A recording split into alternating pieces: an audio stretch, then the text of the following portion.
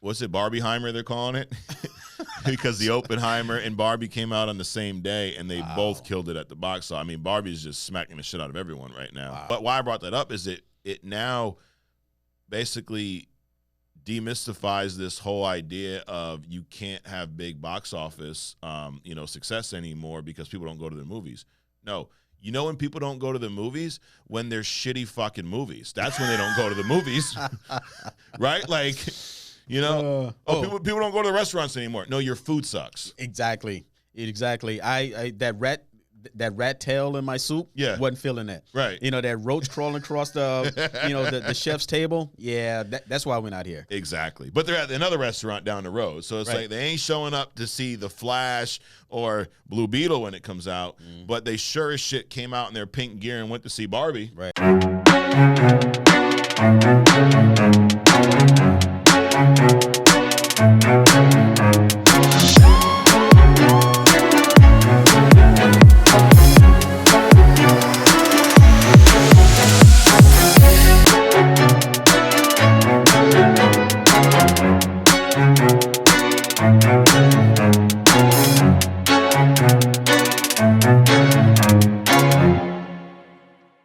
Welcome to Only Comics. I'm Mike. This is Adrian. Good morning. Good morning. Here we are back at you every week. This is where we get together, discuss comics and Only Comics and maybe some other stuff. Maybe some other stuff. It's like the multiverse. It's like whatever connects back, right? This is like the multiverse podcast right here. So, that's it. And then we have our favorite segment. You know what? Let's just kick it off with newsflash, buddy. That's it. Let's go. Last week, our buddy was Ali Salim, right? Yep, still is. He's still. I actually, based off of what I read this week, he's just out of touch, dude. Right. I'm feeling a Jesse Smollett moment right here. Oh man! So you're already bet. We haven't even read one news article, and you're gonna bet that Ali Salim's gonna carry this torch for one more week. I'm thinking so, dude. I mean, the direction he's going. But let's get into it. Let's get into it. Well, we'll start with one. There's no reason to call anyone buddy here. Let's talk about the Loki trailer. Right. Loki season 2 dropped. The trailer. Okay. Now, you haven't seen the first whole season, right? I have not. Okay. It's kind of like the Ms. Marvel. I will highly recommend this to you. I know you said you tried watching it. Yep. And I think this is another show that suffers from the same thing that the Secret Invasion, or one of the Secret Invasion's problems, that it's not a show. It should just be a movie. Right. So Loki is similar in that way. Now, I would say the episodes do have some decent cliffhangers, so they did a better job, with that. But I loved the first season. I think I had to watch it twice, though. Okay. The first time I was like, and then the last episode was so good. So the complete opposite of Secret Invasion. Okay. So how Secret Invasion just kind of hung on. And we just like, they may be able to save it with the last episode, and then they just killed it all off. This was kind of the opposite. All right. Cool. Loki. So ended on a strong note. But one of the key factors to the first season was it basically sparked the multiverse. Right. Right. So I know this is a little bit of a spoiler, but you've seen everything after it. In the end, Kang the Conqueror, a variant of Kang the Conqueror, shows up. Right. He who remains, and he's killed by one of the Loki variants, and this sparks this whole multiverse, which what we're seeing play out in these movies, right? So season 2. So I saw the trailer. You checked it out? I did. Yeah, dude. I think this looks amazing. I do too, but what's interesting to me is that they've released more of Jonathan Majors, and his questionable legal things going on right now, than they did of Ezra Miller during the whole promotion of the Flash. Yeah, I found that pretty interesting. Yep, which I'm glad that he was in it. And I'm not no legal expert, but a lot of the stuff that I've seen recently on the trial really kind of leans in his favor.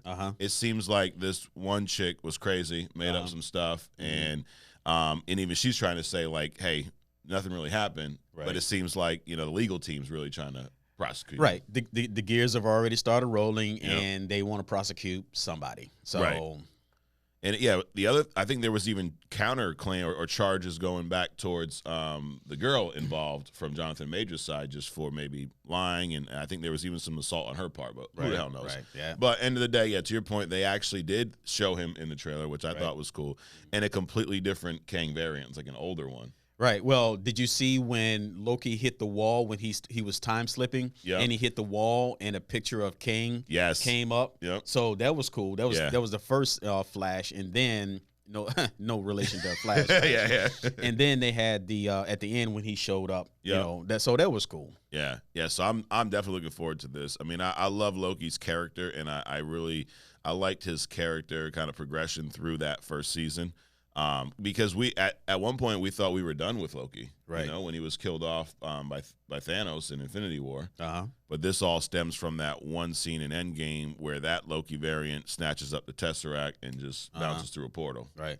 Well, you can never be sure that Loki is ever dead. Right. You know, he's the god of mischief. Yeah. I mean, he's made duplicates of himself and send him out on missions. Yep. He's cloned himself. He's done all these sort of things. So, I mean, it's not even like a Skrull thing with Loki. He's just he puts himself out there in any kind of way, in any kind of realm, at any kind of time. So if you see him get snuffed, don't even take it for granted that he's gone. Exactly. And I'll say Loki is one of my favorite characters from that first not a phase, whatever it was, the saga, the Infinity Saga. I mean, because even early on, back when it was just Avengers, Thor movie, and we didn't really know where this main story was going, Loki was always a highlight. Right. You know, he was, like you said, god of mischief, always causing some shit. But it's like he was weird, though. He was the bad guy that part of you kind of pulled for. Right. It's interesting that I'm glad to see the Loki character mature in the MCU and in comics, because I actually was more attracted to Loki before even Thor. Really? Yeah, I was surprised that Thor had a movie coming out. Yeah. Because I mean, back in the day, in my young years, I even made a company after Loki. Really? We won't go into that, but but I'm just saying. So I'm glad to see his character mature. Yeah. And he's been portrayed very well by the actor. Oh yeah, Tom Hiddleston's been great. Yeah. Wow. So you were a Loki fan from comics? Yeah. Oh yeah. Yeah. No shit. Wow. I always thought it was funny how the Thor comics, like, they're all written in that scripture, you know, and you can almost hear it in like Thor's voice. Yeah. It's script, not scripture. Oh, my bad. Not Bible stuff, dude. Yep, I got you. All right. Well, hey, like I've said on here several times, Adrian, we are not experts. So we're going to say some shit that's wrong and maybe check each other every once in a while. Yep. Hey. And today we're going to say some shit. We are going to say some shit today. So Loki 2, I'm looking forward to it. That drops later this year. Yep. So that's cool. So, hey, maybe this year, I mean, so far started off pretty rocky for Marvel, right? But maybe they can finish strong with Loki 2 and you know, the Marvels in the fall. There's also the show Echo, which I think they've just done a horrible job at marketing this. Like, it's coming out in a few months. We've seen nothing. What's Echo? About some crippled blind person? She's that's a superhero? deaf. Wasn't a superhero per se. It's more like an assassin, but she is Kingpin, Wilson Fisk's niece. Okay. So pretty cool character. She was introduced in Hawkeye, which, again, a show that I thought was 10 times better than anyone expected it to be. But for some reason, they're giving her own show. And that's the thing. She was featured in Hawkeye, but just as like a sideline character. I don't think her presence was big enough and made a big enough impact to really warrant this show, to be honest. Okay. So at your recommendation, I did start watching Hawkeye. Yeah. I am more tolerant of it. Yeah. It seems pretty cool. I think I'm in episode 2 now. Okay. So it's looking pretty good. Better than you expected, huh? Well, it's better than I expected. Definitely not Daredevil level. No, not at but, all. But I'm hanging in there. I may even go over to Moon Knight after this. Okay. But we'll see. We'll see.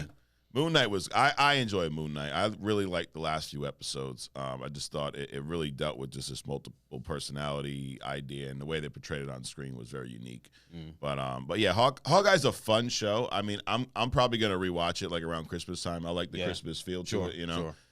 And I mean, Jeremy Renner's a great actor, but I always just thought Hawkeye sucked as a character, right? So it really wasn't his fault. He did good with what he was given, but it's just a boring character.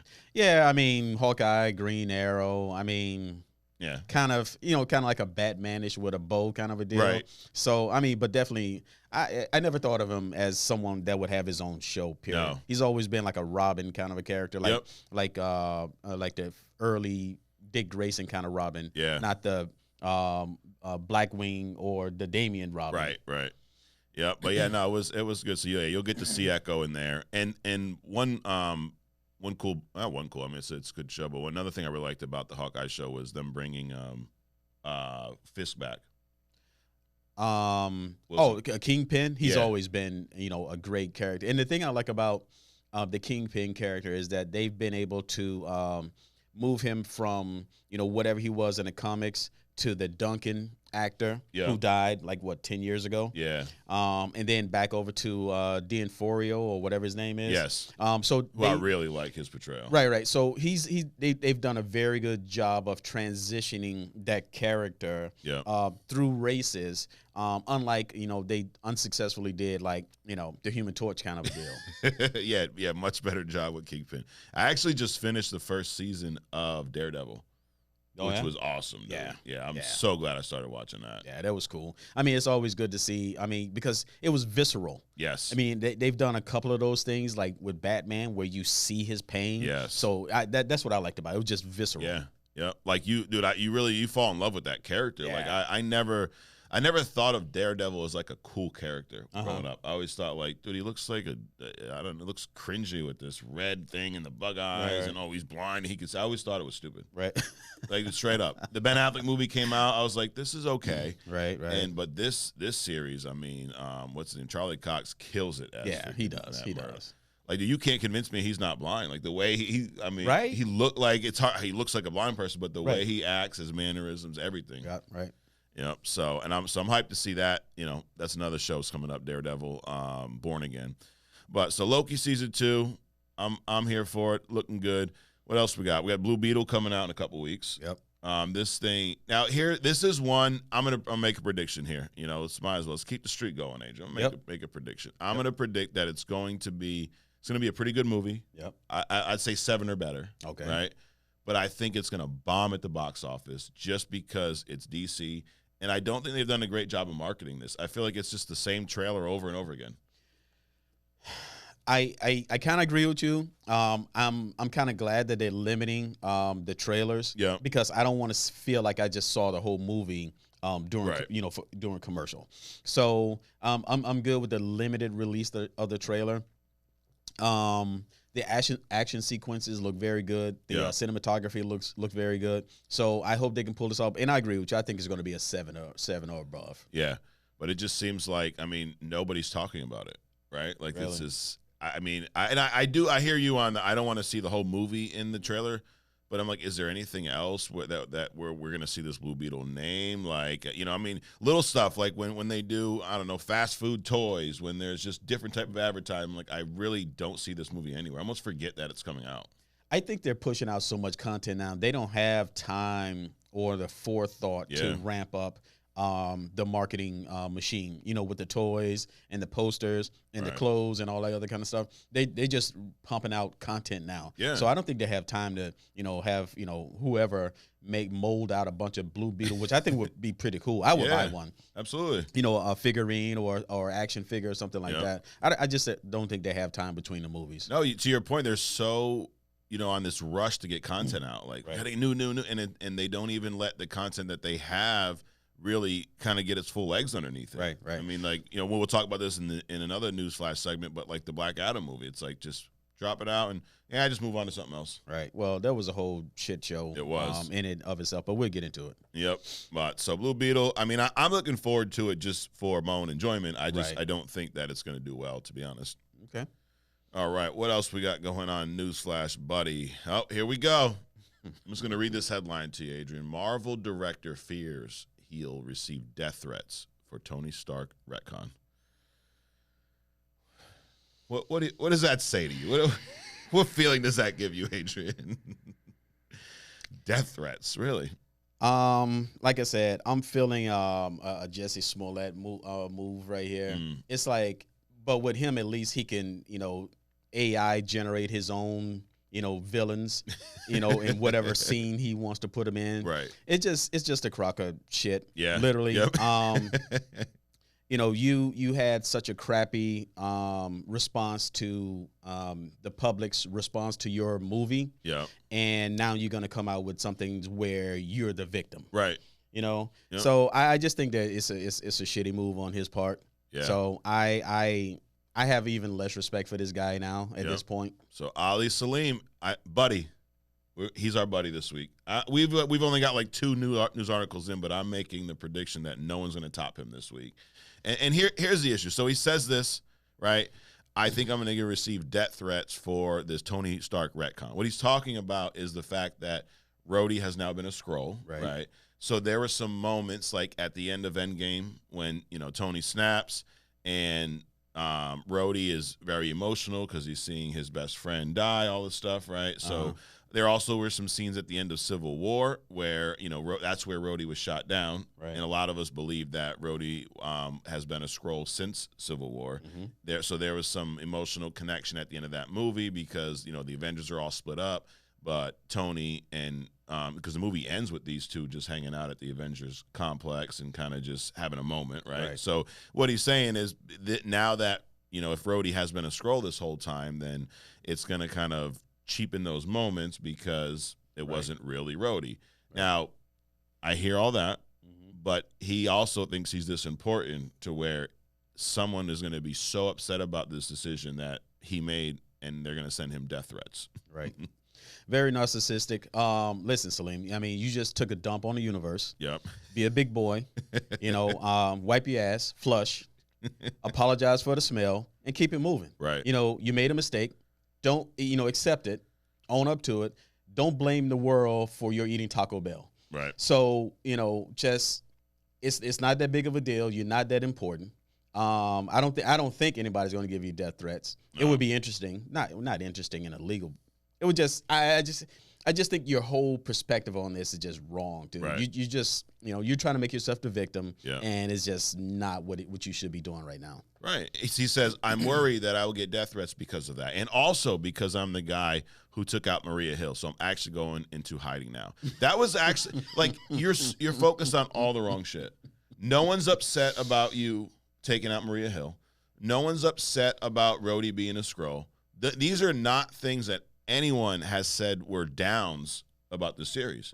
Here's what we're upset about: that atrocious last episode. And how the episodes prior to that were so short that nothing happened in them. And that it was a bad series. So just those things in general. We're upset that you put out shitty content. That's what it is. You know, forget about you personally. You're nothing in this. It's just a bad experience for your audience, and the fact that you apparently don't care about it with your bicycle riding off into the sunset thing. Receiving death threats for killing Maria Hill, apparently. But no one's going to send you death threats. No one's upset about the things you're talking about. We're just upset about exactly what you said, Adrian. You gave us some shitty content. Here's what you do. You just move on. And then you make better content moving forward. And everything's forgiven. But stop whining and crying about this. You got up, you struck out. Now get your next at bat. This is your Tobey Maguire Spider-Man moment. Let's move on to the next person. Next. So, Ali, buddy, you're wrong about this. No one's that upset about these particular things you pointed out. We are upset about how bad Secret Invasion is or was as a whole, but no one's saying that we're glad it's over, right? This is what would make people angry if you're like, you know what, psych, we're just going to continue the show. Nope. So next up, we got Armor Wars.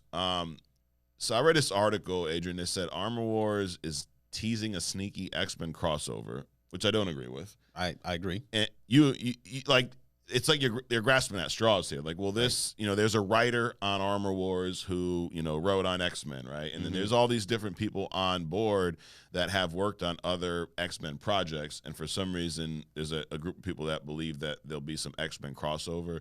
I don't believe we'll see the X-Men in Armor Wars. Do you? I hope we don't see the X-Men in Armor Wars. But isn't our man Salim the director?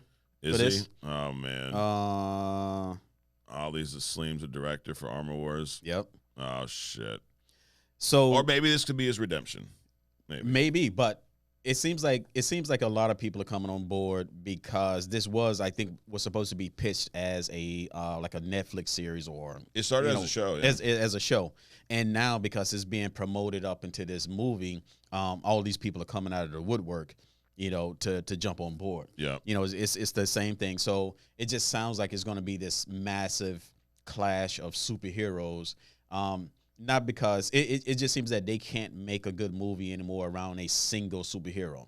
They have to have so many people in it that you're confused about whose movie it is. And hopefully, you know, we can kind of gloss over your imperfections. Again, because we're trying to pump out you Marvel is trying are trying to pump out so much content. Instead of making a very good movie, you're gonna make a mediocre movie, and you're gonna distract us with all the the hand gestures. And the hand gestures in this point meaning, let's throw in the X-Men with the Iron Man movie, the Fantastic Four, blah blah blah blah. Now I did hear that Ironheart is gonna be in this movie. That would make sense, actually. Yeah, absolutely. Now I don't know. I've not seen the Ali Salim confirmation, so hopefully that was just an error in this article. So I did check this is another page here. So hopefully, Adrian, I'm hoping you're wrong about that. Yeah, I'm hoping we misread that somewhere, because I don't want to see this series directed by Ali. According to the series director Ali Salim, fans can either do the detective work themselves or look for answers in Rhodey's next appearance in Armor Wars. Maybe I snipped that from the death threat thing. Oh yeah, that's so that's possible. I could be wrong. Hey, hopefully, I'm hoping. But I am looking forward to this movie, though. Armor Wars. Especially now that because now here's the thing. This is like the complete opposite of what Ali was thinking. I'm actually glad that Rhodey was the Skrull, because him coming out of this, that was one of the best things about that season finale. Now, him coming out of this pod, coming back to his life, we're going to have a lot of these unanswered questions answered in Armor Wars. Okay. So it makes me a lot more intrigued for this movie. So hey, kudos, Ali. Good job. Yeah. Well, I mean, one little tidbit about this is that you didn't like the current president and Secret Invasion. So now it looks like we're going to have Thaddeus Thunderbolt Ross, be the president during this MCU event. Now that makes sense, because now it makes a lot more sense for them to bring Harrison Ford in, because we talked about this on this show. Like, if this character, if he's not going to be Red Hulk and he's just going to be some sideline character, why did we need to recast him? Why couldn't we just use a different character, right? But I do think he's going to be Red Hulk, and I do, the fact that they brought in someone at the level of Harrison Ford to play him makes sense that this dude is going to be the president. Right. Well, I mean, Harrison Ford is presidential. Yeah. I'll give him that. And you're right, there is no reason to bring in a Harrison Ford to be the president in a Marvel movie, other than if he's going to be something else as well. Yep. They could have made anybody president. There's many people that are presidential. They didn't have to bring in Harrison Ford. So could have brought in Andy Muschietti, maybe. Or not. Or not. They could have brought in George Clooney. Resurrect Adam West. Dude, they could have also brought in your boy, Tom. Oh yeah, Tom Cruise. Yeah. But yeah, so we're gonna get to see him in that show in that movie, Armor Wars. I'm looking forward to that. I don't know when it drops. I don't know if they said of any projected release date, but I mean, who knows? Now with the strike, God, it's probably in like 5 years. Yeah. Man, if the strike keeps going, Adrian, we'll be doing this show reviewing old movies. Right. I definitely hope that's not the case, and I don't think that's going to be the case. I think what'll happen is, again, I believe that the higher ups are secretly watching only comics. Yes. And they're listening to us. Yep. And they're kind of toning down, they're kind of ratcheting back the amount of content that they're putting out. So the idea is that hopefully they'll make some more quality stuff. And again, I'm good with a little bit more time between movies and better content than rushing to do the stuff that they're doing right now. Right. Because, I mean, number one, when you rush it, you get shitty content, right? And then you get the other problem, though, like we were talking about with Blue Beetle. You keep rushing these things out. They don't even have enough. Like, there's not enough time for someone to even get interested in it. Right. It's just out, and then you're like 2 weeks later, there's another one. There's another one. There's another one. Right. I mean, I saw Teenage Mutant Ninja Turtles. Yeah. And I like the interaction between animation and live. Yeah. And I think they can use AI to generate maybe Japanese animation style series with a little real life crossover in them to do the backstories, and that content would be good. They can consistently pump that out in the background and then take the time to actually put full feature movies, all live action, on the big screen. Yeah, I think that will work. Yeah, well, I love it. We even put you in charge over there. Hey, that's it. Get rid of Muschietti. Yep, get him out of there. All right. Celine. Speaking of Muschietti, we're a little DC news here. Dwayne Johnson. The Rock's been in our news 2 weeks in a row now. Right. Last week he dropped a massive donation, and actually since then I don't have the list of names, but there was another like 10 actors or something that also donated over $1 million to this writers fund. Sure. That's cool. That's awesome, man. Just seeing Hollywood helping each other out. Like, you get these, obviously Dwayne Johnson's one of the biggest box office names of the past, couple of decades, right? As far as from a financial standpoint. So to be able to do that just shows, how much he cares about the business and everyone else in it. But why is he on the news this week? So there was, I saw this article. I also saw a clip from a podcast that, Dwayne and Kevin Hart were doing. Okay. And Kevin started asking about Black Adam and just like almost confused, like, dude, what happened? Like this thing was like, it was a good movie. Right. We had, all this push behind it and then it just stopped, like fell off the face of the earth. And we've talked about this before here. So if you've not seen any show of us discussing Black Adam, I love the movie. I thought it was great. Oh, so did I. Like I'd probably, we didn't do a review since it came out before we were doing the podcast, but I'd probably give it a solid 7.88 maybe. Yeah, I agree with that. Solid 7.8. It was entertaining. I think The Rock portrayed that character, great. Yep. I really liked his portrayal. I thought the special effects, I really loved the fight scenes. Yeah. Just how superhero they felt, like how comic-y they felt. Right. I liked The Rock playing the Black Adam. He pulled it off as well as Henry Cavill did with the Superman, I believe. Yeah. And then we get the tease at the end. Right. And then what happens is, literally like days later, it was just, I agree with what The Rock said. His answer was he got caught in the vortex of new leadership. Right. Like this was part of the older, the Zack Snyder, Snyderverse type of those characters, right? This was going to be a continuation of that story.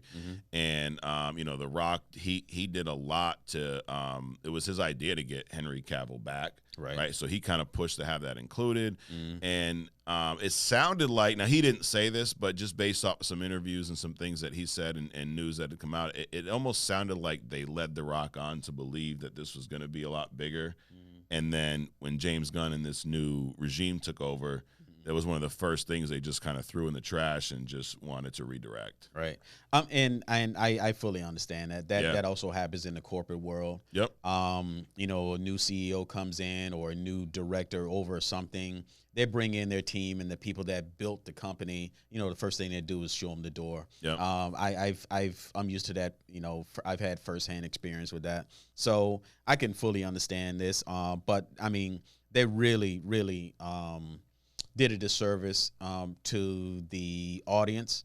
They did a disservice to the movie. The movie actually made more money than The Flash did, which I didn't really know until reading this last article, which isn't surprising. Right. But just to have this guy in limbo, and like he said, this was going to be a new kind of dominion when it came to characters. Yeah. All black and brown people, which I was excited about. Yep. And it just the first thing that happens is it fills us out. And the other interesting thing I didn't know about was they didn't release it in China. Yeah. So if they had released it over there, it probably would have did even more or probably doubled. At least another 100 million, maybe even 2. Right. So all those factors, it just seems like, okay, you got it out your system, so we're just gonna put this on the shelf. It just seems like one of those kind of dick moves. Yep. And to your point, the cast was so diverse, right?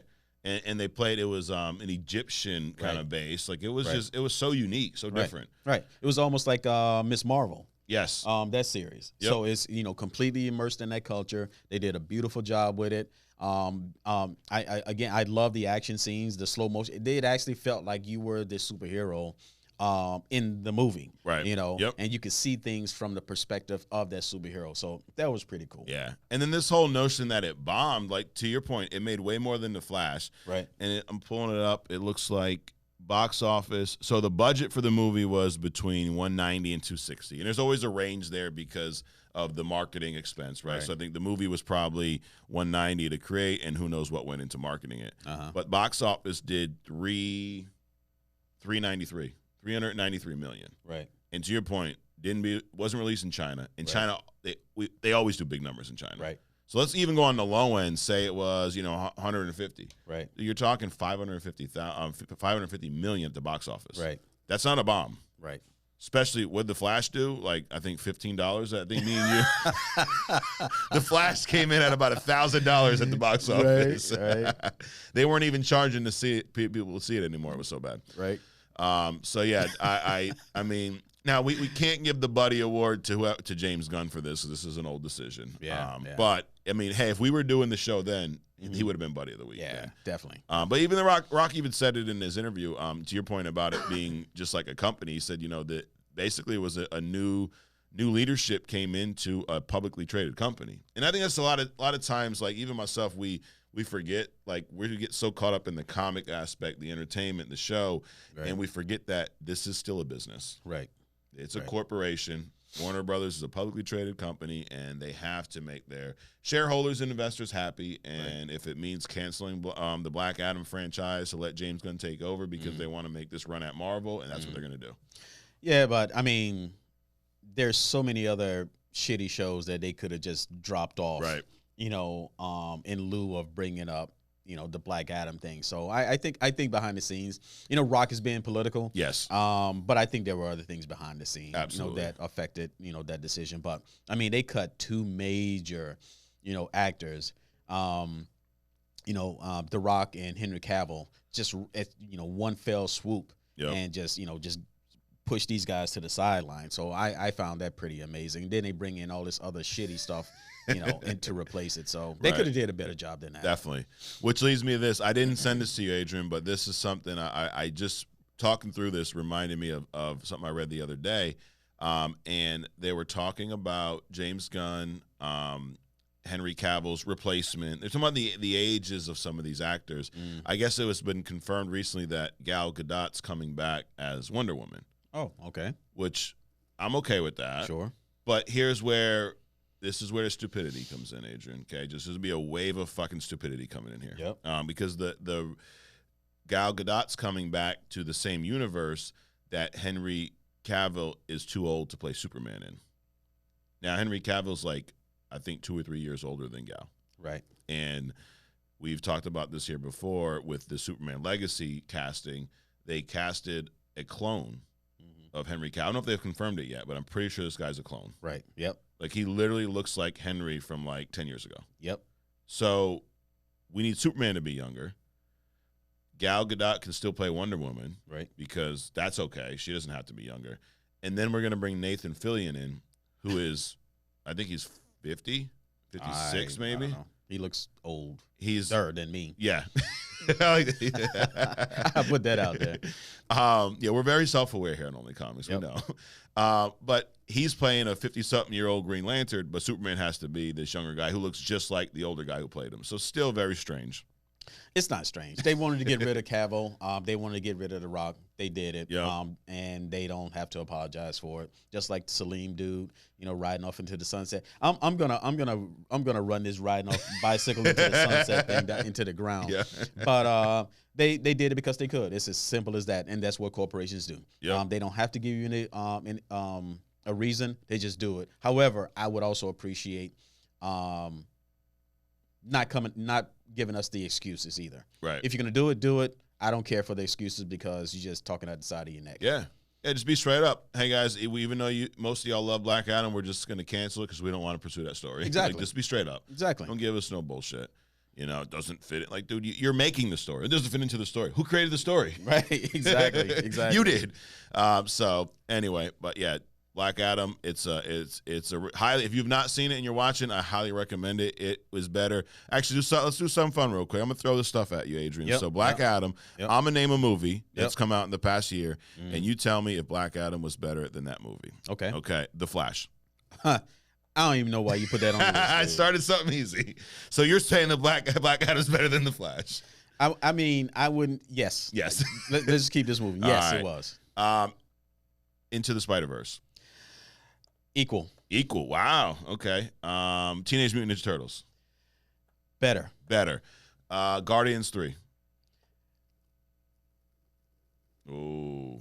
I would say equal or better. Equal or better. Okay. I think that's it. It's come out so far this year, right? Secret Invasion episode 6. Again, I mean, that's just like right above The Flash at this point. Definitely better. Yep. Got it. All right, cool. Now, speaking of Teenage Mutant Ninja Turtles, this is going to be our deep dive. We skipped the toe dip today because we were so excited about Newsflash, buddy. And our buddy this week was Ali Salim. So we're saving all this for the deep dive. Teenage Mutant Ninja Turtles, Mutant Mayhem. I actually saw it on Wednesday, dude. I went the day it dropped. And I said this before, and this is another thing that, hey, industry, this isn't Marvel or DC. This is just Hollywood. So now I'm talking to Hollywood because they're probably watching too, right? Of course. Tom Cruise is probably watching, most likely. Yep. So, and he's like in charge of Hollywood, I'm pretty sure. So that was the great marketing plan with The Flash, right? Let Tom Cruise watch it, get his feedback, and then everyone's going to love it. Right. And it didn't. Maybe he's George Clooney's buddy. Right. Possibly. But here is my plea to Hollywood, okay? Stop treating movie releases like Black Friday. Yeah. What do I mean? Now, they're not price-wise. Like, you don't get no discount for movie releases. But, dude, Black Friday, remember when it used to be Friday? Right. And then it was like, into Thursday a little bit. Now it's like Black Friday month. Right. Right? Like, Black Friday just starts in November. But whatever. Movie releases. Remember when they used to come out on Friday? Yep. And then what happened? They would do early premieres on Thursday, late on Thursday. Right. Like, I remember, dude, watching Endgame. Avengers Endgame. Me and my wife and my oldest son went to see it at the first showing on Thursday. Now, this was Endgame. Massive movie, right? And I think the first showing was at like 5 or 6 o'clock at night, okay? I went to see the first showing. No, it wasn't even the first. It was like the third showing of Teenage Mutant Ninja Turtles. You know what time it was? Wow. It was 3:30 on Wednesday, and that was the third showing. Oh, wow. So now the movies are coming out like Wednesday morning.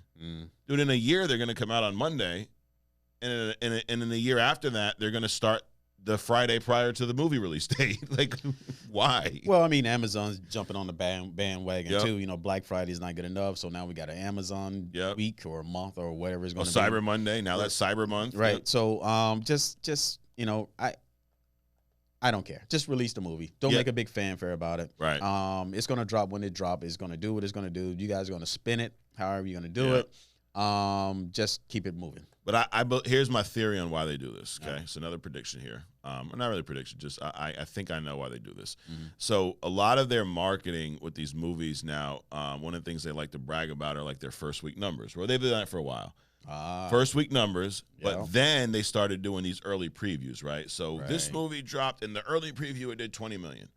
Well, if the early preview used to be on Thursday, now the early preview's on Wednesday.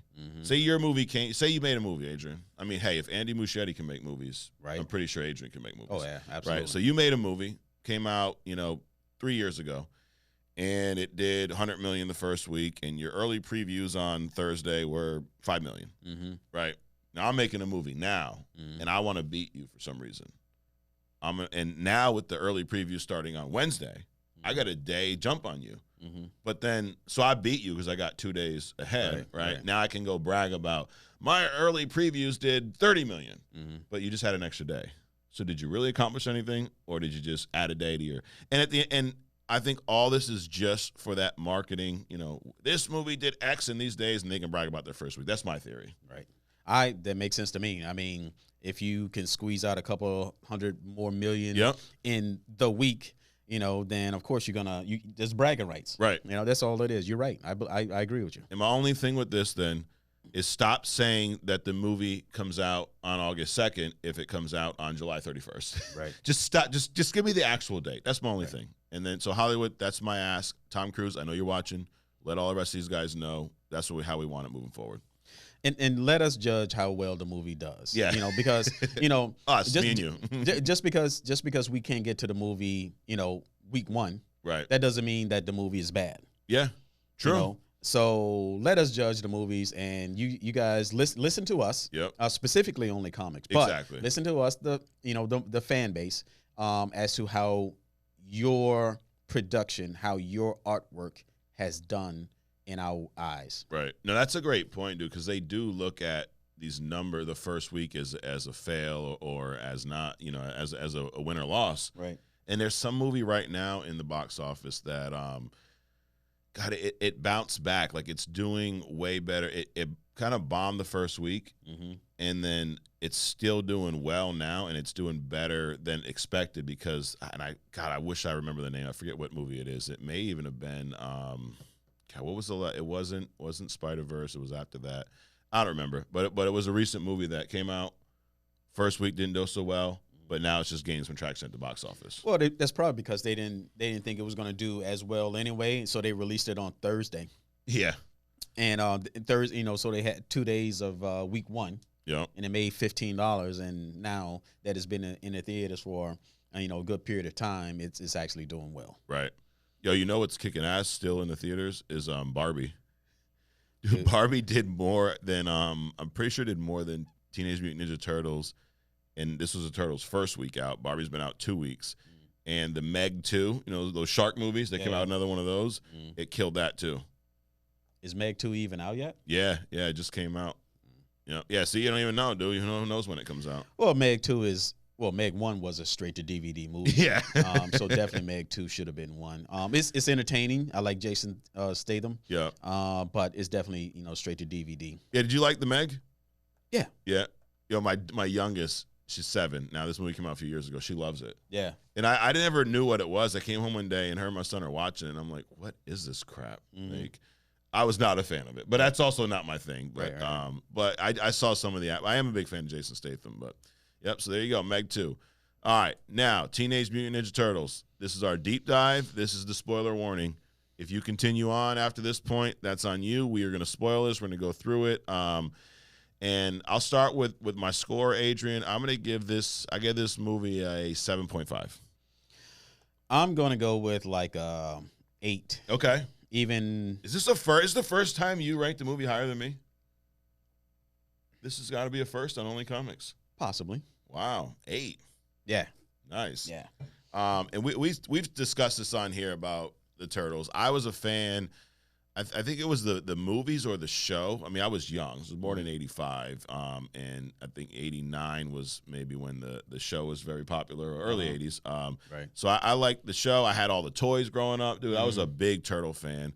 Now, I was young, so I didn't understand that it was a parody or mocking other comics. Right. I just thought it was cool, Yeah. Turtle. I had the little van, dude, and all the toys, bro. And, you know what they didn't have when I was a kid that I seen, like, later on? They had these backpacks that were turtle shells. You ever seen those? No. Yeah, dude. Like, hey, if your grandson gets into, Teenage Mutant Ninja Turtles, you might have to get him one. But I would have had one. I got to pull him away from anime. Oh, he's all in the anime? Oh, yeah.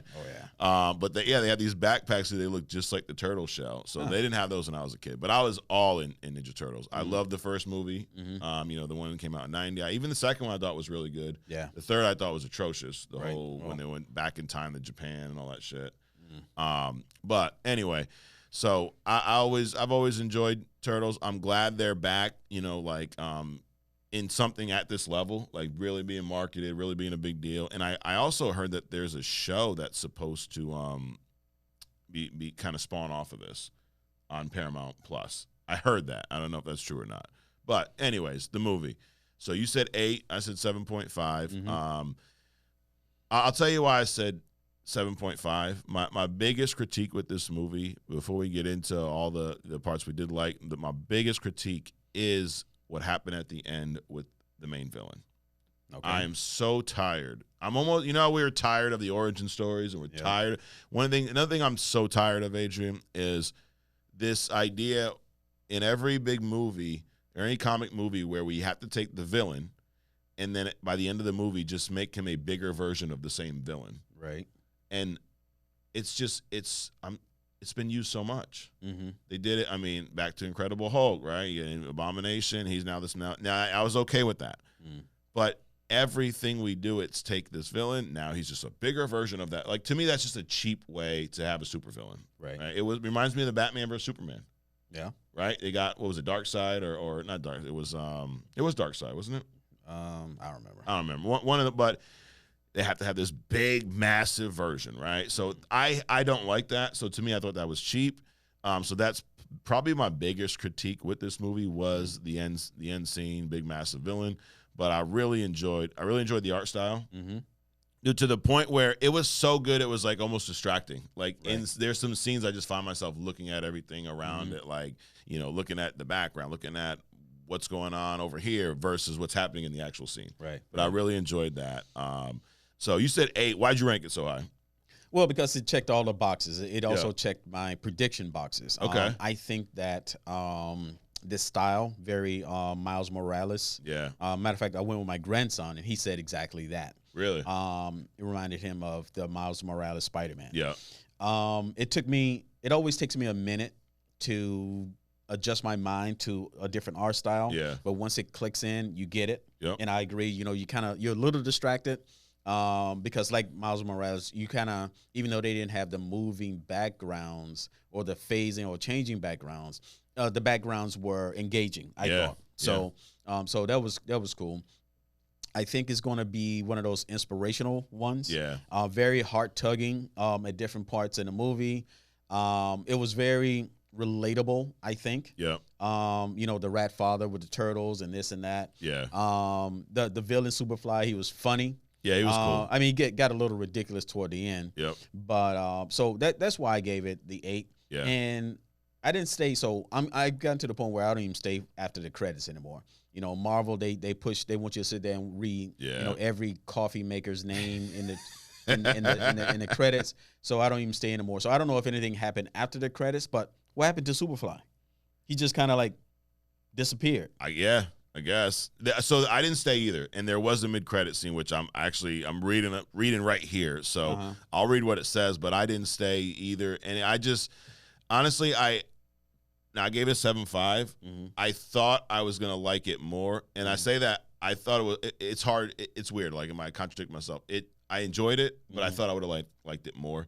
So when I was done, I was just like, dude, to your point, I don't feel like sitting here for 39 minutes to everyone who grabbed coffee on the movie.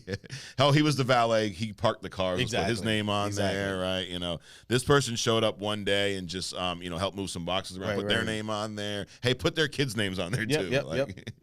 Like I wish they could just. I like the mid-credit scenes. Like, give me a little bit of credits, like you know, the stylistic ones and a couple actors' names. Throw it in there, and then just tell me to leave.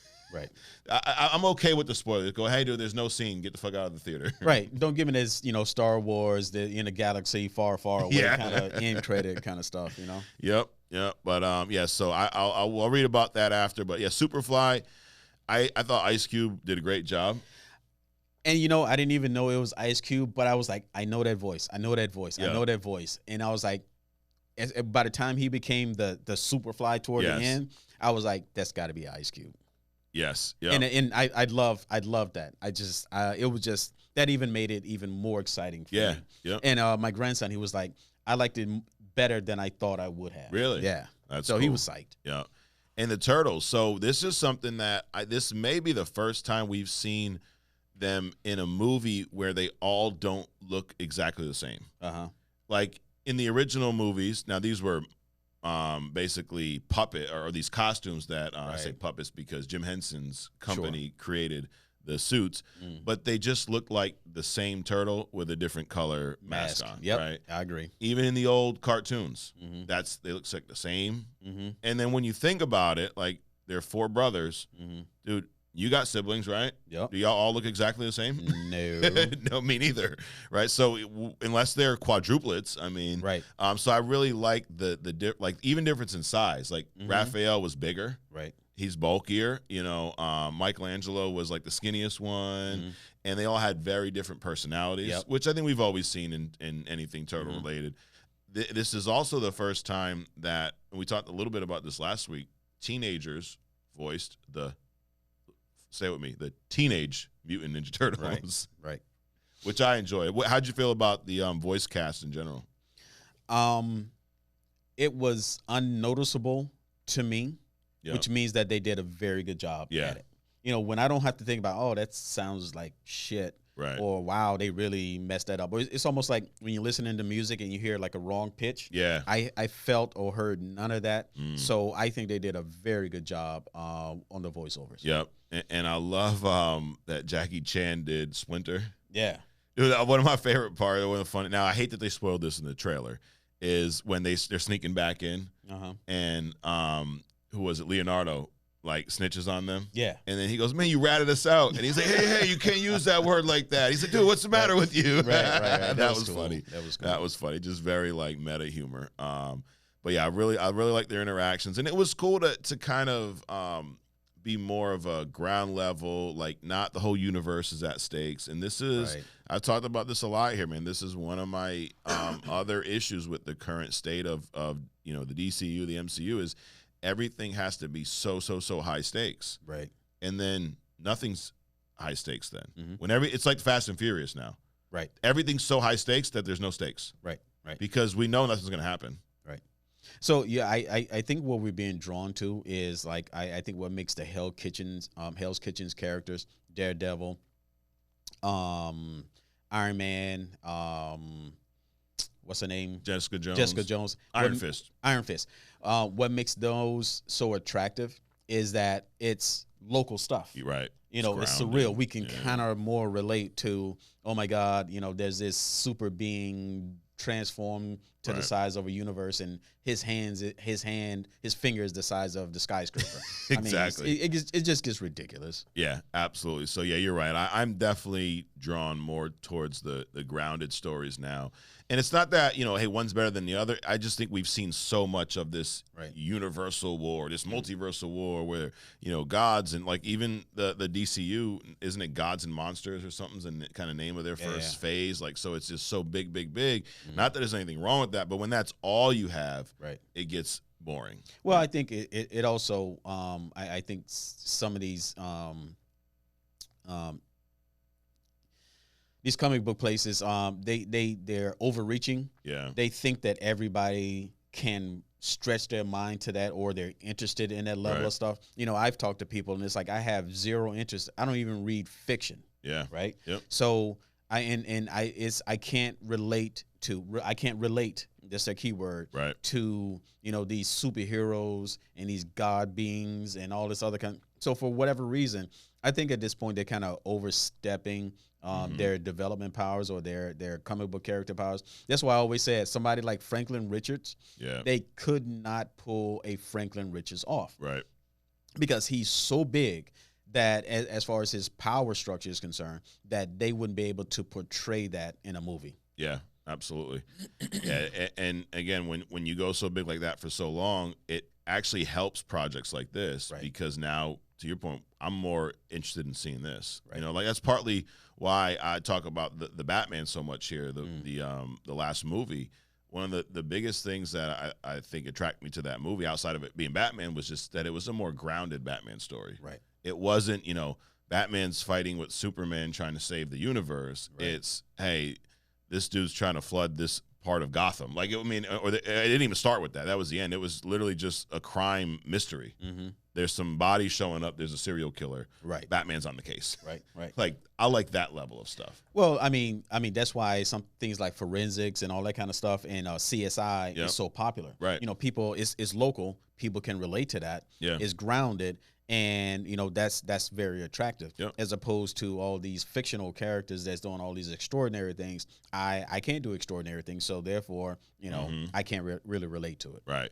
So back to Turtles, this thing was grounded. I mean, beginning of the movie, we learn about how, this Ninja Turtle, these turtles have not really been in society much, right? Because they've been raised with the idea that humans hate us, right there, and because of one or two experiences, and to your point of it being pulling on heartstrings, it's just so similar to a lot of things that people experience in real life, right? Like if you're different for whatever reason, race, sexuality, so even age, religion, or even just the way you look. I mean, or just the choices, how you dress, whatever. Right. So it really speaks for any group of people that are considered different, right? And that's normally what happens. Wherever you are, if you're different, there's usually a group that considers themselves normal. That's also cute too. Like, who decides what normal is? Right. And then they judge you, and it's really just a majority wins type of thing, right? And so this really speaks to a multitude of different demographics and just groups of people. So I really like that. And just how, complex that idea is, how they simplify it here to where, to your point, where kids can understand it, right? So these turtles can't go out in public because humans are pretty much assholes. Right. I mean, I like, who was Vomit Girl? What was her name? Oh, April. Yep. So I like the transition, speaking, of what you were just saying about perspective. At first, the Teenage Mutant Ninja Turtles, toward the end, they were being televised as the villains. Yeah. Right. And using the Superfly to destroy New York. Right. But then suddenly, April gets up and she changes the narrative. Yeah. She starts talking about and showing that these guys are actually, so again, it's perspective. Right. And it's also about whose perspective can reach the mass market. Right. If you can have any perspective you want, which is almost borderline criminal. You can have any perspective that you want, but unless you have a platform, it pretty much means nothing. The other thing that and the reason that I gave the show an 8 is because at no point during the show was I struggling to understand what was going on, and I was always entertained. It wasn't a point like, wow, babies in a microwave.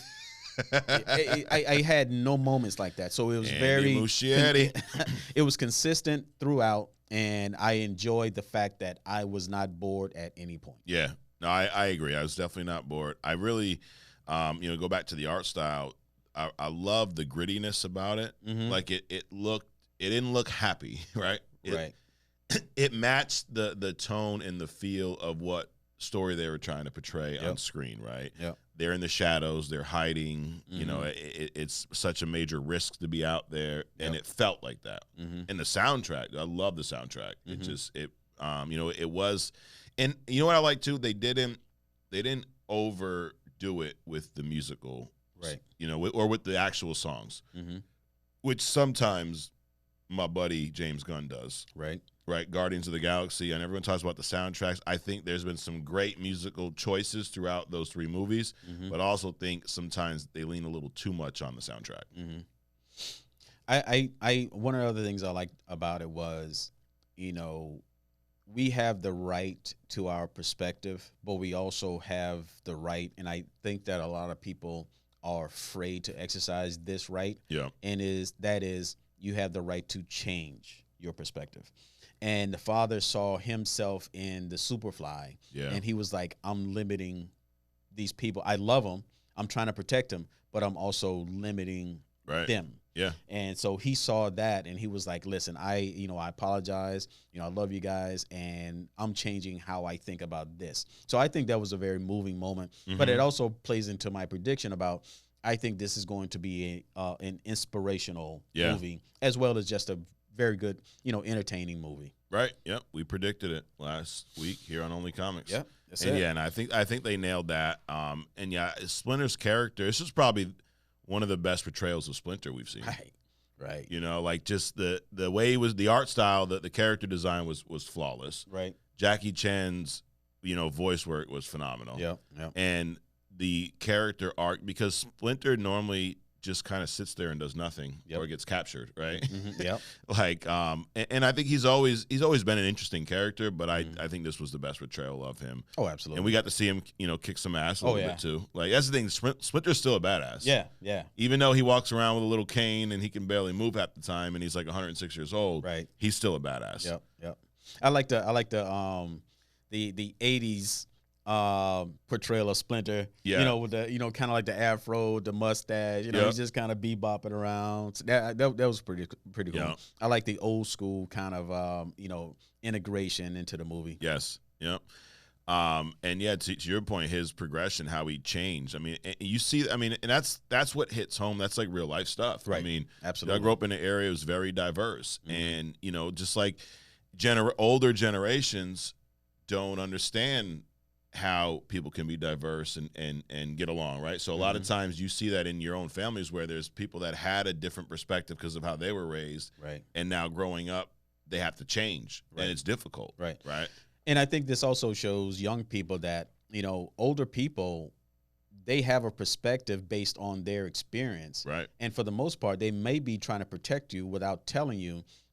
So be a little bit more patient with them, or just how about ask them, why do you think this way, as opposed to lashing out. That's why I think the inspiration part is going to come into this.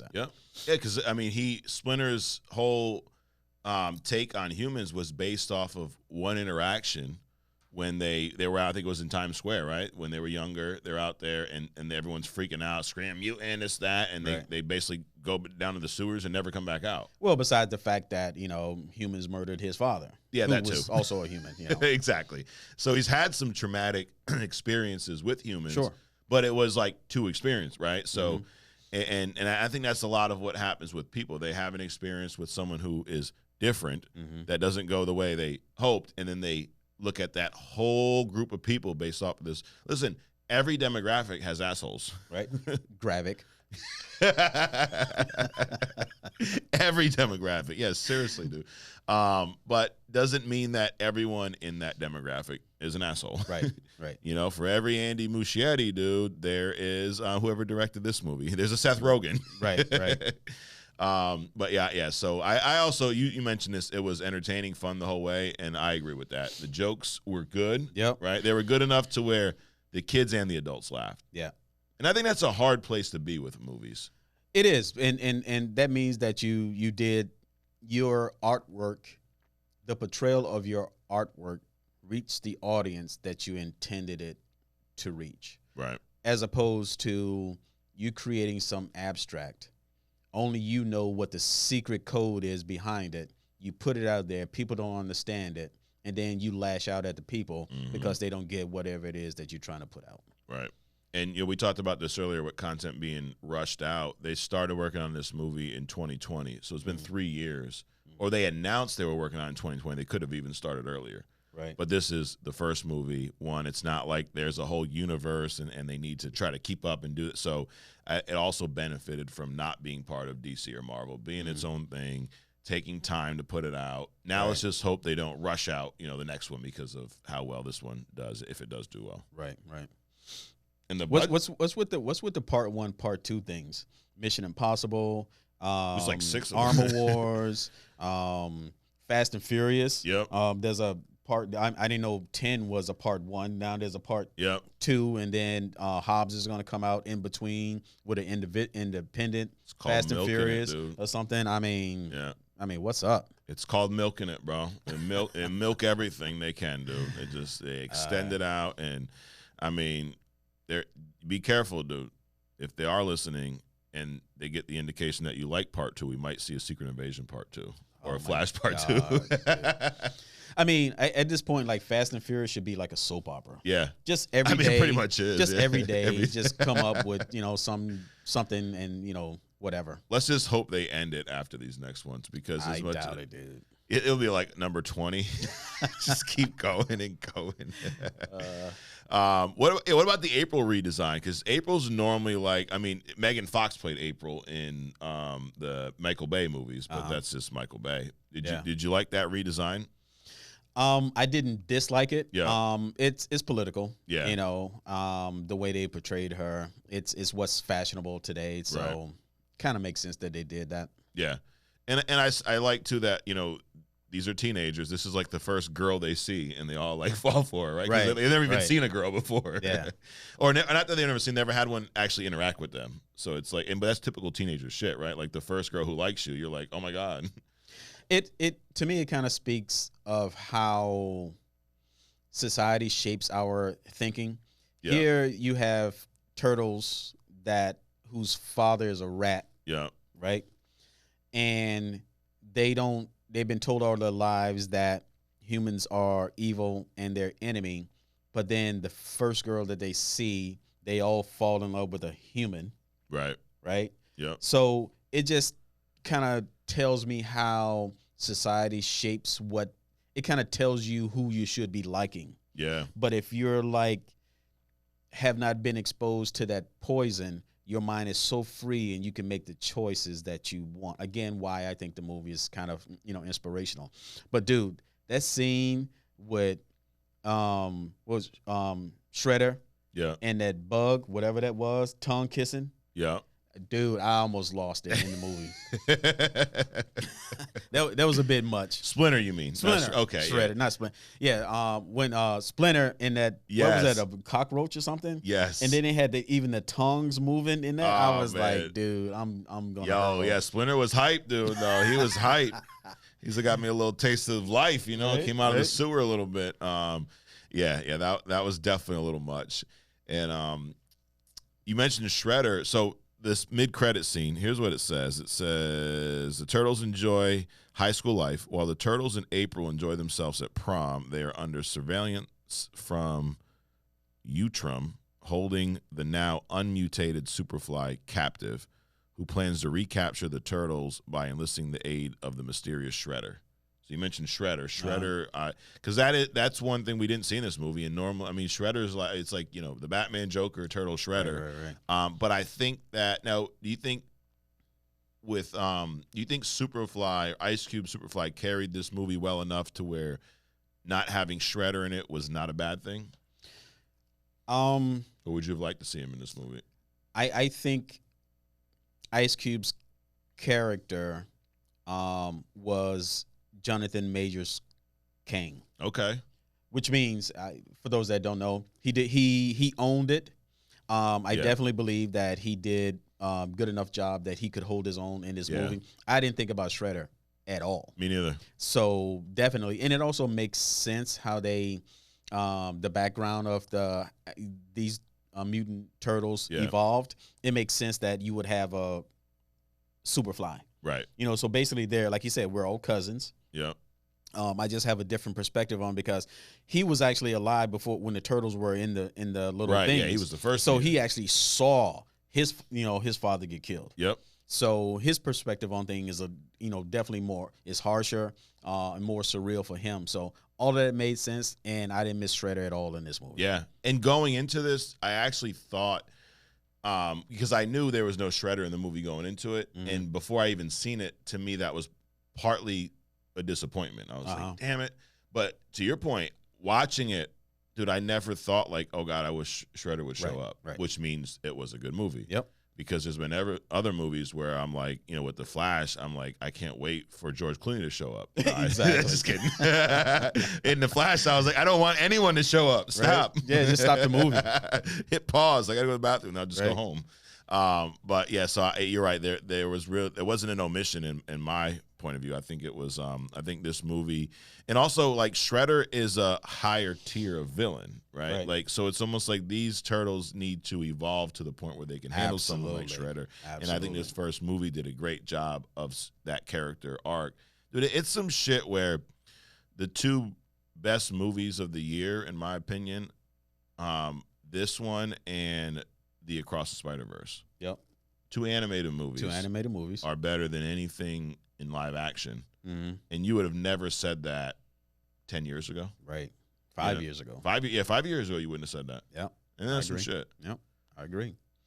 I'm down for more of this stuff, dude. Give me more animation. We said this, I think it was maybe last week, where I posed the question, would you be okay with a cinematic universe that was all animated in lieu of MCU? Like, put the MCU on the fucking shelf for, some time. I think that if they made movies like video game previews, we can get rid of these actors altogether. I mean, I'm not saying except for Tom Cruise. Except for Tom Cruise. I'm not saying that to dismiss the actors, but I mean, there's a place where these level of movies can be. Again, make the live action take a little bit more time. Make those the stronger overarching, but do the background and do like these subtle things with the anime style movies. And I think you'll have a better overall set of tools that you can present to the public, and it'll be more receptive. And also, I think it'll just be way cooler and just better content. Yeah. Yep, absolutely. And keep them grounded for a while. That's the other thing I hope because it's like a lot of what they're dealing with is the urge to be a real teenager. Like that's one of the biggest struggles that they're having right now versus like trying to save the universe or get this cosmic cube over here or get this stone and get like what they're literally one of the biggest issues is they want to be teenagers and go to school. Right. Actually, I think with the Avengers Endgame and like even, the Henry Cavill Superman, I kind of think they did realize that, listen, this is way over, we're way overreaching on these powers and stuff, which I think was why they kind of rebooting certain characters, give them a little bit more grounded time. Yeah, I hope that's what they're doing, as opposed to just rehashing people and just dismissing other people.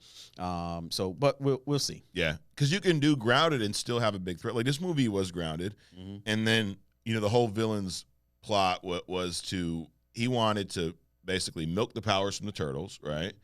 And he also wanted to turn all of the humans or turn a bunch of other animals into mutants and kill the humans. Right.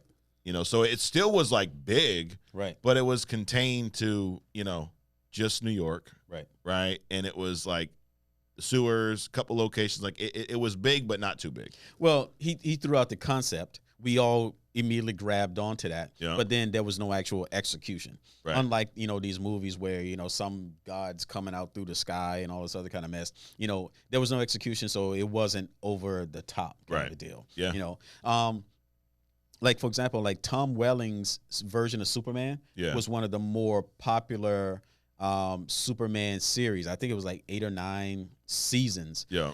Because he was more grounded and more likable, and he made more sense than most of these other Superman characters. So I think that they're gonna kind of get back to that, kind of the root of things, the kind of local issues, kind of a thing, and I think it'll be better for everybody. Yeah, and it was cool too how a handful of these villains kind of switch teams pretty much.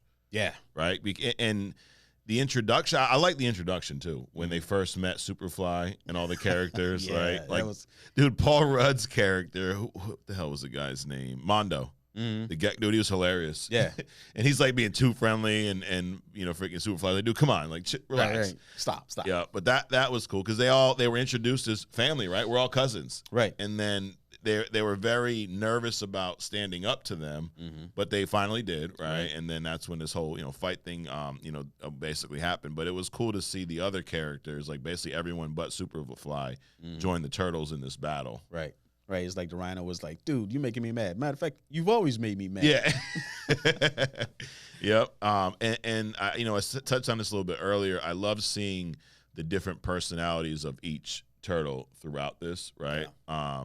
And I like that they kept them true because I was reading, there was one movie, I don't know if it was an animated one, where they kind of switched it up and they made Raphael the leader and then Leonardo was like the angry one. Like I like when they keep them the way, we've always seen it for years. Right. Even to the point where Raphael had almost like it wasn't the whole Ronin suit, but he had a different mask than the rest of them. His covered his whole head. Right. I like the differences there.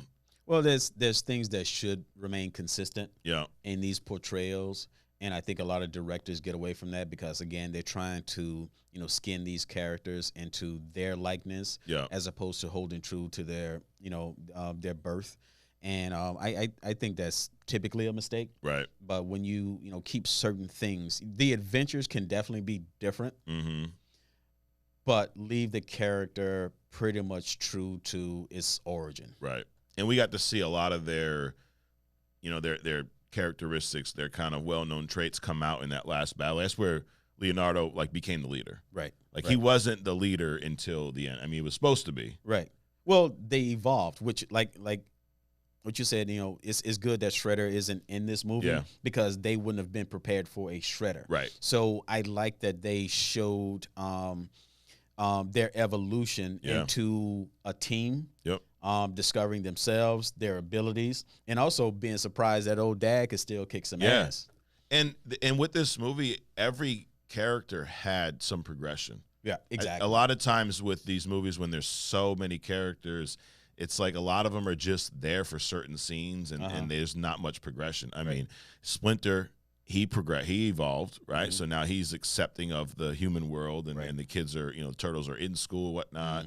He changed his perspective, and each turtle had some type of growth where we really got to see their personality. I guess they learned how to use their personalities to their strengths, right? Like Raphael's still the angry one, right? But I think he was the one at the very end I think he's the one who dumped the thing inside the blowhole or whatever, shrunk him back down. Leonardo became that leader. Michelangelo, his gifts is improvisation. He's done, and then Donatello is his intelligence. Raphael is the rage. But yeah, it says he dropped the canister. So we had to see them all progress. Even April, she overcame her nervousness, anxiety in front of the camera enough to get through it. I like that too, because like a lot of times in movies, they go from like, Tony Stark builds this, suit in like 4 days, and I get it's comics, but it almost sometimes is too perfect. Like we talked about this with the Secret Invasion. I mean, these two idiots get all these powers, and in 15 minutes they just master them. Right. And here we have, April, who delivers the message that basically helps turn the perspective of the turtles, but then can't hold it together. And she holds it together enough to deliver the message, and then vomits, right? So it's like a little bit of progression. Yeah. So I like that. That was cool. A little bit of puke. Yeah. Definitely, but they evolved, but it wasn't confusing. Right. I could follow the evolution of each one of these characters, and that just made it so much more cooler. Yes. Yep. So yeah, I thought it was great, man. 7.5. You said 8. Yeah. That's what we're sticking with. Again, I didn't see the end credit scene. I probably will look it up now. But I was just like, dude, I was ready to go. Yeah. And the other cool part about this is that I actually, and this is kind of a testament for me about movies, is like, I'm thinking I would watch this again when it comes out. Yes. On streaming. Yeah, I will definitely watch this again. And I didn't mention this, but the movie was actually moved up. Originally, it was going to be released August 11th, but then it pushed back to August 4th. But like we said, the 4th is really the 2nd or the 31st. Who the hell knows?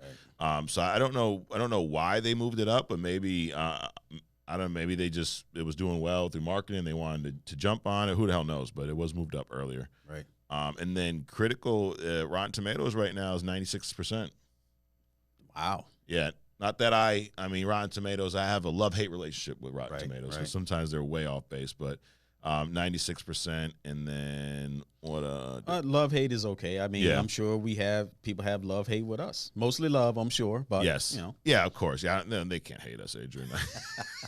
But we don't care either way.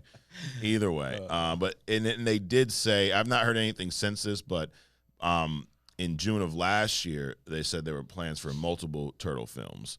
Okay. So this is probably going to be the first of, I would assume, a trilogy, right? That's what they normally like to do. And then they also mentioned that there's a sequel and then a 2-season 2D animated series for Paramount Plus, which I guess is going to either lead right into the sequel or maybe it's after the sequel. So we're going to have a ton of Turtles content over the next few years. Okay. Let's just hope they don't follow what Marvel and DC is doing right now, right? Where you give us way too much. Right. I'm okay with some time in between. And don't follow the original Turtles, and just, crash the version 3 or part 3 or whatever you're going to call this thing. Don't go back in time to Japan. Right. Don't do that. So that's it for our deep dive, dude. Another fun show, another good movie. Dude, next week's going to be fun because we don't have a show or movie to review, and that's the first time in like 10 weeks. Right. So we get to do something fun. We're going to come up with some topics. We'll talk about it throughout the week, but it will be much different than these past few weeks. So it'll be good, refreshing. So Forget Me Not. Yeah. Coming over from corporate. It's like we're in a meeting. So Armor Wars. Yes. Right? So they said that, first of all, it was supposed to be like a streaming. Yep, series at first. So then it's now a movie, which apparently they've been working on for some time, like a couple of years. Yeah. Right? I just hope they don't do with it. And they're also saying that this is supposed to pivot something like the MCU once again. So another movie that's supposed to pivot. I just hope they don't. This is not like a Jonathan Majors Kang setup, because that's kind of like it feels like to me. Not that Cheadle is, I'm not saying Cheadle is Majors. Yeah. But it just seems like the same kind of vibe to it, where they're putting everything, all the eggs in one basket, and there's so much time that has gone into it, and there's still time. When it's going to come out, in 25? Yeah, who even knows now? So there's so much time to go. I just hope they're not trying to put everything on this one movie that's going to pivot or make Marvel the greatest again. Yeah. And then set us up, the public, for a disappointment. Yeah. So that was my forget me not. No, that's a good point. And my thing is this: if don't bullshit us, right? Because we've heard this a few times, that this movie is going to do this, change this, pivot this. This is going to be, redo the MCU, as you know, reshape it. Right. Dude, how many times have you heard that since Endgame? Right. Probably a dozen. Mm-hmm. Name one movie or show, in your opinion, that has reshaped the MCU since Endgame? None. So stop saying it. So it's almost like you're asking for the hate. Right. You like I said to Ali last week, like I say it like he's here. Like I said to Ali last week, buddy. I said, buddy. He's watching. He is watching. It is your job to live up to the expectations that you set. Right. Not my expectations. Well, they are the fan, but who set them? Y'all did. So stop with the bullshit. Right. What's going to end up happening really is that, they're crying wolf. The sky is falling. Yes. So these movies, this is going to be the next pivot point. This is the next pin on the map. This is this and this and this and this. What's going to end up happening is that we're going to get so tired of that. Yep. That you're just going to start losing your fan base. And we're going to miss the one movie or show that does that. Because now here's the other thing. Listen to this show and you be like, man, y'all hate Marvel. No, we're just passionate fans, maybe, right? Right. I like that, passionate fans. Yeah, absolutely. Because passion could be love or hate, right? And it can go back and forth. There's days where I love the MCU. There's days where it pisses me off. Right. So we are passionate about it, So I do believe that Marvel has the ability to create this MCU reshaping show or movie. I do believe that. Yep. Now, here to your point of crying wolf, here's what could happen. You guys keep crying wolf, and you're going to lose the fan base, a good percentage of it, before you get there. Right. There's a lot of casual fans that I know, that I've talked to, that I remember 5-10 years ago, we could discuss Marvel stuff. But I know now, if I talk to them, they have no idea what's going on because they lost interest. Yep. They'll wait for it to show up on the streaming service that they're already paying for. So you're going to lose that marketing money, that theater money, all that other kind of stuff. And next thing you know, you're going to have more, Tupac laser shows going on in the theaters. That's the only reason that they're going to be open, And you cannot use this excuse anymore of, the theaters aren't what they used to be because of COVID, because Barbie, what's it, Barbieheimer they're calling it? Because the Oppenheimer and Barbie came out on the same day, and they both killed it at the box office. I mean, Barbie is just smacking the shit out of everyone right now. Wow. And you have not seen it. I have not seen it, dude, and I'm just in awe that Barbie could be doing what it's doing. But I mean, that also speaks to the actor. What's her name? Margot Robbie. Margot. I mean, she kills it in pretty much anything that she does. Dude, she kills it in this movie, and then even Ryan Gosling as Ken it's hilarious, dude. This is a freaking funny movie. A lot of adult hidden humor, some not so hidden, right? And a pretty decent story. Okay, it's a fun movie. Okay. I take your suggestion. Have I led you wrong yet, Adrian? No, you haven't. Maybe I'll see it. Maybe I'll wait for it to come out. Oh, you can definitely wait for it. I mean, I wouldn't rush out to see it if you're on the end. But whenever you do watch it, I don't think you'll be disappointed. Okay. It was a lot better than I was expecting. I was gonna go, dude. I'll watch just about anything if it's fun. Right. But that was much more. But why I brought that up is it now basically demystifies this whole idea of you can't have big box office, success anymore because people don't go to the movies. No, when people don't go to the movies, when there's shitty fucking movies. That's when they don't go to the movies, right? Like, people don't go to the restaurants anymore. No, your food sucks. Exactly. I that rat tail in my soup. Yeah, wasn't feeling that. Right. You know, that roach crawling across the the chef's table. Yeah, that's why we're not here. Exactly. But they're at another restaurant down the road, so it's like they ain't showing up to see the Flash or Blue Beetle when it comes out, but they sure as shit came out in their pink gear and went to see Barbie. Right. The whole family. Dude, prediction. Yes. Next 5 years. Okay. We got DCU. We got MCU. Yep. I'm seeing a doll universe. I thought you were going to say BCU. I'm predicting that we're going to see more kind of, Mattel kind of remakes. I think based you're on right. based on the success of what's going on right now. I think it's going to fail. Yeah. But I think they're going to try to pull it off. I think you're right for 2 reasons. One, because we're always right on Only Comics. Right? We're only right. We're only right on Only Comics. That's the one reason. Number 2 is, we talked about this earlier, it's a business. Right. Mattel's in business. They've been in business to sell toys for decades. Yep. Now they realize we can take these toys and sell movies based off of them. Yep. So I agree wholeheartedly. We're going to see, and you heard it here first, the BCU, the Barbie Cinematic Universe, coming at you in the next few years. It was predicted here first by Adrian on Only Comics, where we're only right. That's right. And what's going to happen is Mattel is probably going to get snapped up by some company. Yes. Hopefully it's not Disney. Yeah, Disney's. So there's going to be this whole infrastructure change. So it's going to be interesting over the next 10 years, which is